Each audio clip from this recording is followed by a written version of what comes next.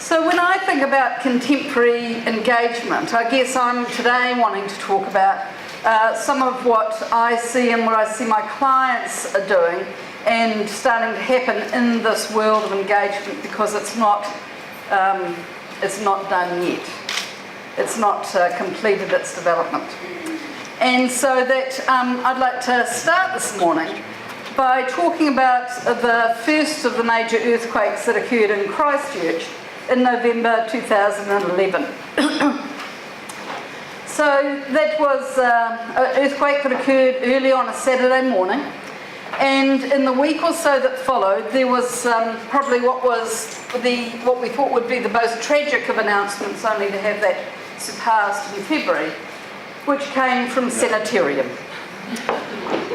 It was to say to us and give us full, frank information for Marmite lovers, both in New Zealand and in Australia, that the only plant in the world that made the recipe of Marmite that is eaten in New Zealand and Australia was damaged mortally by the earthquake, and that it would take at least 6 or 7 months before they would be able to make any more Marmite.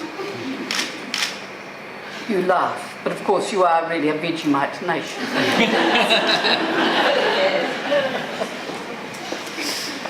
They took it very seriously, as Sanitarium is wont to do.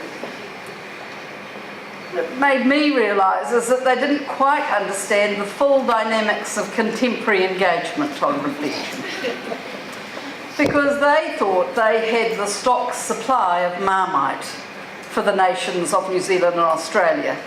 But they didn't seem to understand that families like mine had the one in the fridge, one in the pantry policy, and that what happened over the following 6, 7, and it turned out to be nearly 12 months, was that social media and community commentary started to talk with one another about the social supplies of Marmite, where they could get more. We had people gifting one another Marmite should they not be able to get through their morning requirements. There were famous chefs who gave advice that really should only apply it to toast, because the warmth of the toast meant the Marmite went further. It was the equivalent of using less water, I assume. And if you talk to the folks from Sanitarium now, what they realised is that they had a community of Marmite eaters, which wasn't simply about the social transaction and the commercial transaction of money for edibles.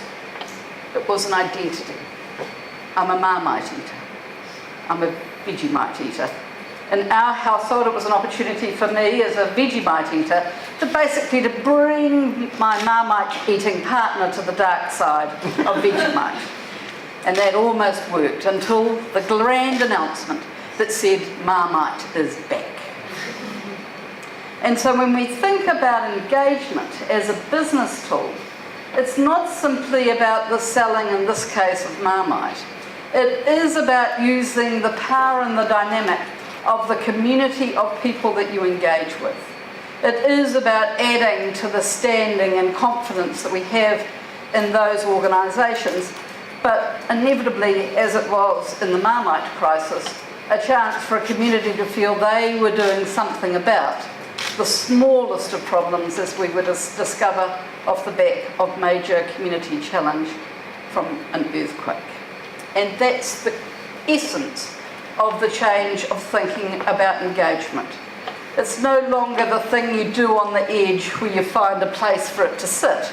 It's much more part of thinking about the essence of who we are as an organisation and how we get what we need to get done.